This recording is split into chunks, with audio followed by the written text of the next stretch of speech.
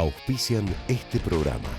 La Plaza de la Intendencia llevará el nombre Plaza de la Intendencia Héroes de Malvinas, en homenaje a quienes defendieron nuestra soberanía. Consejo Deliberante de Córdoba, con diálogo por los consensos para vivir mejor. Metalúrgicas, químicas, textiles, farmacéuticas, alimenticias, diferentes caras de la industria, una gran empresa. Adrián Mercado. A la hora de relocalizar o expandir su compañía, piense solo en el especialista. Adrián Mercado, líder en inmuebles industriales.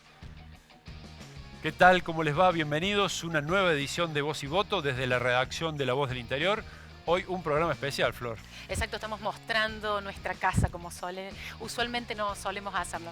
En un ratito vamos a compartir con todos ustedes una entrevista que pudiste hacer vos, Fede, muy interesante, porque es uno de los hombres, podría decirse, más poderosos del país, ya que es uno de los 4 integrantes de la Corte Suprema de Justicia. Exactamente, Ricardo Lorenzetti estuvo en Córdoba la semana pasada, dio varias notas, nos recibió después de la presentación de un libro que habla sobre el impacto ambiental y hablamos de muchos temas. Sí, ¿no? Me imagino que más allá de su libro, le habrás preguntado, por ejemplo, si tiene alguna expectativa de candidatearse a presidente o al menos a tener alguna participación en la política partidaria. Es algo que vienen sosteniendo incluso enemigos de Lorenzetti, ¿no? Como Elisa Carrió, enemigos políticos, abro comillas, porque bueno, sostienen que la aspiración de Lorenzetti va más allá de la Corte Suprema y él quiere ser presidente de la nación. Hablamos de eso, por supuesto. Claro, porque a diferencia de lo que ha sido en general la tradición de los miembros de la Corte Suprema, o la tradición mayoritaria, a él, por ejemplo, le gusta hablar con los medios de comunicación, o tener expresiones públicas. Habla mucho de política, es muy crítico del momento y hace foco también en el problema del narcotráfico, ¿no es cierto? Que tuvo un encuentro en Rosario donde estuvieron los ministros de la Corte. Muy interesante esa movida, que fue pocos días atrás. Los integrantes de la Corte Suprema reunieron a otros miembros de la justicia en Rosario como un modo de dar apoyo explícito a lo que los integrantes de la justicia están haciendo ahí para combatir el narcotráfico. Hay fiscales amenazados, es una situación muy crítica, no es un problema nacional, pero en Rosario tiene una particular virulencia la situación del narcotráfico. Y cuando pudimos conseguir la nota, nos planteamos hablar del narcotráfico, pero con foco en Córdoba, ¿no es cierto? Bien. Así que también lo consultamos sobre eso porque queremos saber qué le dicen jueces y fiscales que está pasando en la provincia, ¿no? Una problemática que no escapa, por supuesto, a Córdoba. Así que también de eso hablo en la nota. Bueno, va a ser muy interesante entonces escucharlo. Vamos a ver la entrevista. Quería comenzar hablando un poco de Córdoba, con respecto a lo que pasó en Rosario, pero trasladarlo a ciudades como Córdoba, ¿no? Bueno, todos sabemos lo que pasa en Rosario, ustedes fueron y estuvieron ahí, levantaron la voz sobre el narcotráfico y todo lo que está ocurriendo en Rosario. Pero los jueces de Córdoba, por ejemplo, los fiscales de Córdoba, ¿qué temores le trasladan sobre esa situación en lugares como el nuestro? ¿Cuál es el temor en relación a lo que pueda pasar y las herramientas que tiene la justicia para enfrentar situaciones similares, ¿no? Que no serían descabelladas pensarlas? El tema del narcotráfico hay que analizarlo en su integralidad. Nosotros hace más o menos más de 10 años, yo recuerdo que fui a visitar la región de los jueces, la justicia federal y provincial del norte, en Salta y Tucumán. En ese momento me contaron que había una caravana que llamaban la caravana del mal, que eran como 100 autos, camiones que pasaban con armas y no lo podían detener y eso llegaba hasta Capital y por ahí entraba mucha droga. Era un problema muy localizado. Entonces yo volví a Buenos Aires, lo conversé con mis colegas y dictamos una sentencia que llamó Arriola en el año 2009, en el cual la Corte exhortó a una política de Estado en esta materia. Esa política de Estado no se hizo. Ahora, que no se haya hecho significa un grave fracaso institucional, porque el problema que hace 10 años estaba localizado en un sector se extendió a todo el país. Hoy no hay región del país donde no haya droga. El acceso a la droga es para cualquier chico o adulto es muy fácil. Antes no era así. Pensemos que hace 10 años era muy distinto. Además, en 10 años hubo muertes, hubo homicidios, hubo pérdida de vidas y futuros frustrados por personas que se fueron adictas, madres que sufren por sus hijos. Una tragedia social, una tragedia humana y una tragedia institucional. Entonces, el problema es reaccionar frente a eso, y la reacción es entender por qué se fracasa, por qué no hay una política de Estado. Lo que nosotros decimos, en ese momento creamos una Comisión Nacional de Narcotráfico, tuvimos bastantes experiencias, entonces lo que decimos es, el problema es que cada uno ve una parte, y ese enfoque significa que cada uno no puede. Entonces los jueces y juezas dicen, bueno, nosotros sancionamos, pero no prevenimos. Lo mismo dicen los fiscales. El que previene dice, bueno, yo prevengo, pero la policía local no puede porque tiene que venir la policía provincial. Y el nivel local no puede porque es provincial, el provincial no puede porque es nacional, el nacional no puede porque es internacional. Y entonces así es una ineficacia generalizada, a lo cual hay que agregar las disputas que siempre hay de vanidades, que es una hoguera de las vanidades. Sí, lo he dicho varias veces. Una idea de que cada uno lo que tiene que hacer es una foto, una declaración, pero el problema no se soluciona, se traslada. Entonces, y no solo eso, se agrava, porque además hemos empezado a ver situaciones cada vez más complicadas porque asociada con el narcotráfico aparecen otros delitos. Entonces, lo que planteamos de esa comisión, después lo tomó AJUFE, que es la Asociación de Jueces Federales, porque además hubo amenazas a jueces en Rosario, amenazas a la población, al ciudadano. Fue decir, bueno, planteemos el tema para que todos tomemos conciencia de que hay que hacer una política de Estado. La política de Estado tiene dos requisitos centrales. Uno es tomar el tema en todas sus causas al mismo tiempo. Entonces decimos, bueno, ¿hay que hacer una política social? Sí. Por ejemplo, en los barrios donde hay droga, donde hay tráfico, ¿no? Nos referimos siempre al tráfico, porque el consumo, cada uno tiene la posibilidad de hacerlo porque es su vida privada, y son adultos. Pero si hay tráfico, el problema es que el tráfico termina generando un gobierno en el barrio. Y la gente tiene miedo porque depende de ese gobierno, hay dinero, hay un circuito que es muy peligroso. Entonces lo primero es ocuparlo con el Estado, porque la experiencia es que si se detiene a alguien y a los 15 días aparece otro. Nuevo.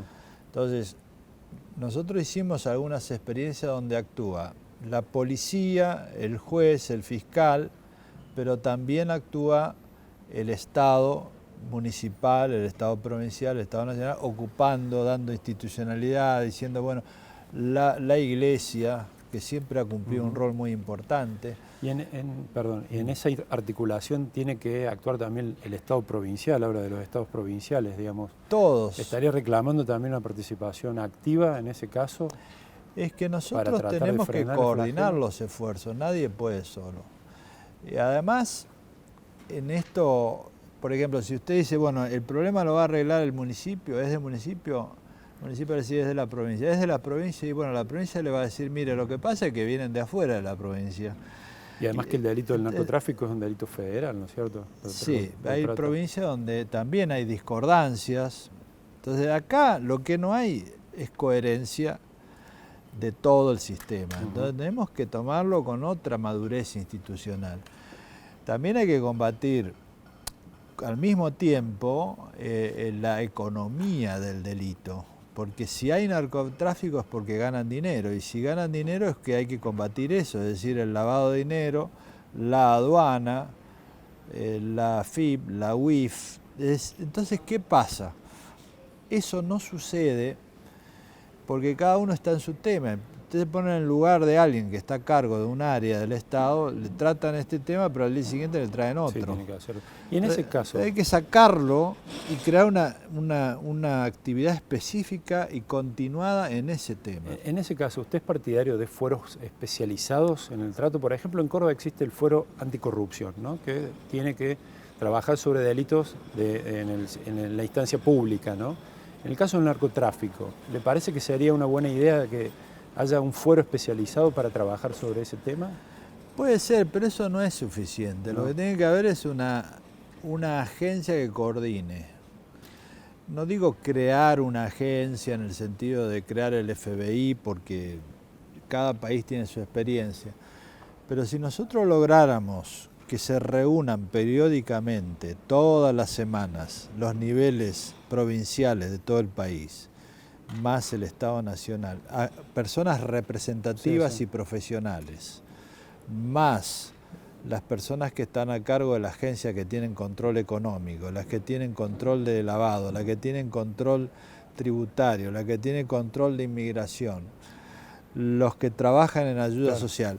Y decimos, bueno, todos esos designan representantes exclusivamente para dedicarse a frenar el problema, y más el Poder Judicial, federal y provincial. Y se reúnen todas las semanas. Llega un momento que se coordina y se produce una política activa, que hoy no hay. A eso llamamos política de Estado. Tengo una pregunta con respecto a lo que, sacando el tema narcotráfico, lo que pasó hoy. Se tomó juramento los dos consejeros que faltaban en el Consejo de la Magistratura. ¿Es tema terminado? ¿Esto ya empieza a partir del jueves que viene, cuando tengan la primera reunión? ¿Va a empezar a funcionar? ¿O todavía ustedes prevén que los conflictos avancen y no dejen que la magistratura pueda desarrollar su actividad? ¿Alguna evaluación personal, le pregunto? No hay...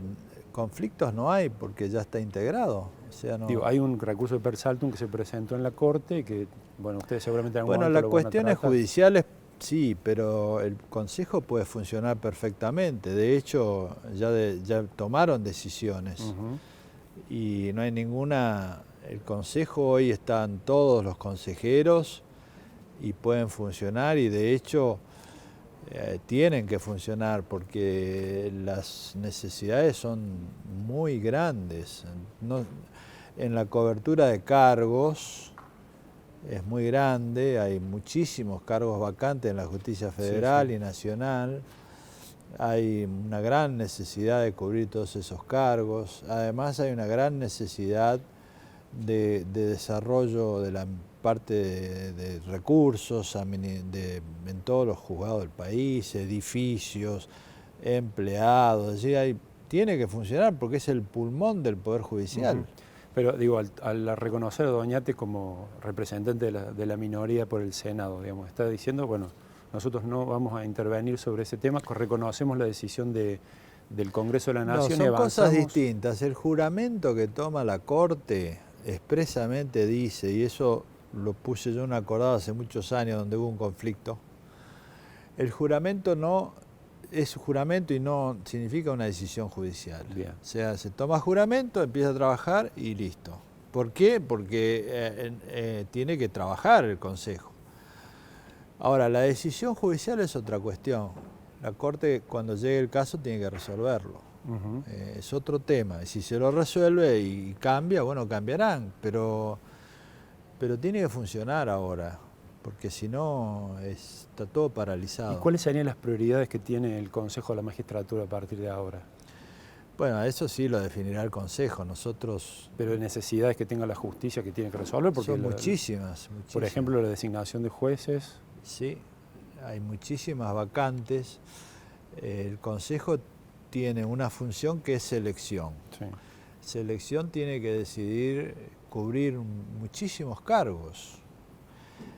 Cargos que son importantísimos en cámaras federales, en tribunales orales y en primera instancia en todo el país. Siempre se habla mucho de capital federal, pero en el país es federal, Sí, entonces estamos hablando de todo el país. Además, tiene una función que es acusación, que también tiene que funcionar, porque nosotros creemos que el Poder Judicial tiene que depurarse también, ¿no? Los hechos Las denuncias tienen que tener un trámite y tienen que resolverse. Y la tercera función, que es muy importante, que es la administración. ¿Por qué? Porque hay edificios que mantener, alquileres que pagar, tecnología que desarrollar, es decir, es muchísimo, muchísimo. Por eso siempre se ha criticado la politización del Consejo, porque claro, ha parado esa actividad que es necesaria para la justicia. sí, ¿no es cierto? sí, es muy necesaria, por eso hay que funcione. Está muy paralizado. Lo escuchaba en una entrevista estos días que decía, los jueces tienen que hablar, decía, ¿no? Y usted está hablando, digamos, no estaba saliendo, digamos, en los medios, pero ahora está hablando. ¿Es una manera de defender de alguna manera el Poder Judicial en general o es una cuestión individual esta de hablar a partir por ejemplo, de los ataques que ha sufrido el Poder Judicial en los últimos tiempos? Mire, yo entré en la Corte en el año 2005. En el 2006 convocamos a la Conferencia Nacional de Jueces, que fue la primera decisión que yo tomé con la presidencia de la Corte. El tema que yo puse eran jueces de todo el país, jueces y juezas, provinciales, federales y nacionales. Eran los jueces y la sociedad. El Poder Judicial tiene dos actividades. Una es cuando un juez dicta una sentencia, un juez o una jueza, bueno, ahí no habla con nadie. Solo tiene que escuchar a las partes, aplicar la ley y se terminó. Y habla con su sentencia. Exacto. Pero hay una función institucional, porque el Poder Judicial brinda un servicio a la sociedad y ese servicio es buscar la paz social, resolver los conflictos. Hay que explicar, hay que hablar. En esa decisión del año 2006, todos los jueces del país, jueces y juezas, decidieron eso.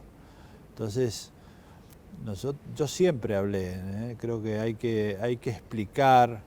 Tal vez porque yo vengo mucho del mundo académico, ¿no? Y siempre di clases, pero creo que hay que explicar, porque también permanentemente hay que hablar de la división de poderes, hay que hablar por qué el Poder Judicial tiene que poner límites a los otros poderes, para qué sirve eso.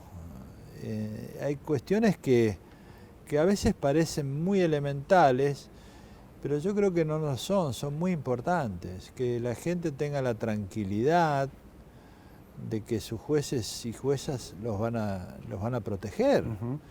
Y si no es así, tienen que actuar, tienen que denunciarlos. Entonces, es muy importante que haya un diálogo institucional, no solo con la sociedad, sino con los demás poderes del Estado. Que es algo que parece muy difícil, ¿no? Porque los ataques sistemáticos, usted decía, bueno, lo he sufrido durante toda mi carrera, he tenido momentos complicados.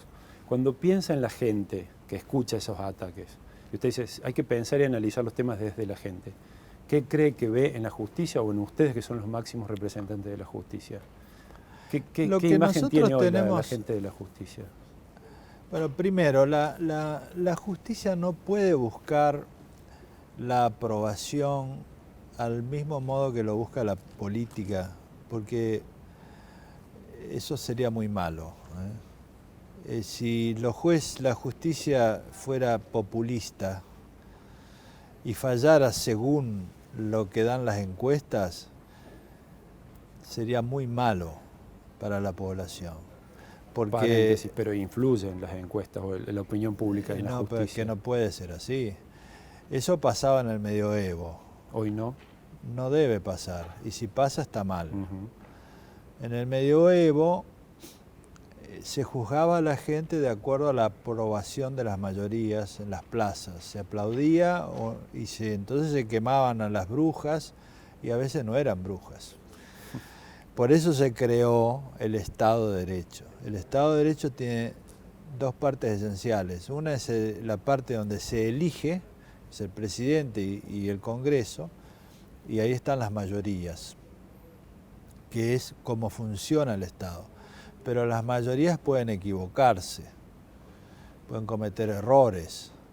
Las mayorías pueden aprobar la discriminación, las persecuciones. Para eso se necesita un poder que no funcione en base a las mayorías, que es el Poder Judicial. Eso genera una tensión permanente. pero la función nuestra es no ceder a las presiones y por eso tenemos que ser firmes, proteger a nuestro pueblo de los abusos, aplicar la Constitución y la ley y punto. Ahora, que haya críticas, yo estoy en contacto con muchas cortes del mundo, tengo muchísimo vínculo y todos tienen eso.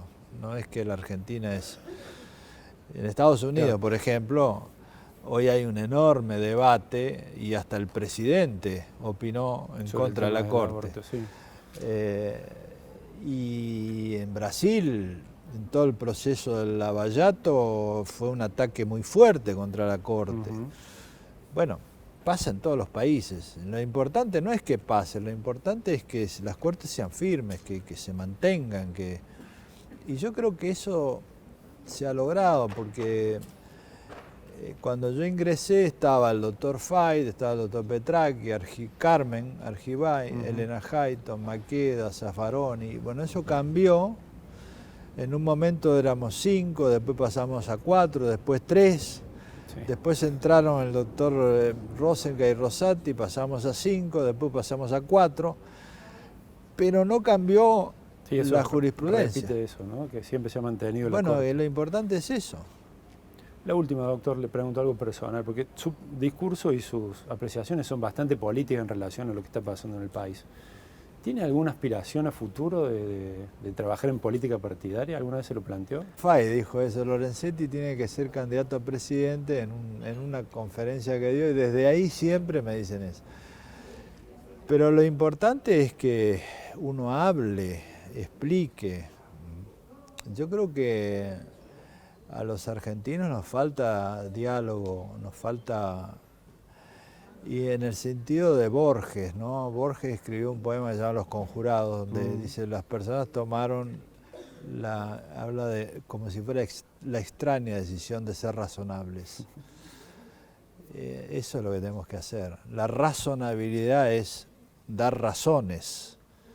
Y cuando uno escucha las decisiones y los debates, no hay razones, hay gritos, ruidos, insultos, sí, ataques. Entonces yo lo que creo es, y eso lo he sostenido toda mi vida, porque yo vengo de la universidad donde se enseña, se razona y se discute. Bueno, hay que dar razones. Eso es política, pero en el sentido de la polis, la organización de una sociedad. Eso es diferente de la lucha partidaria, que es otra cosa, ¿no?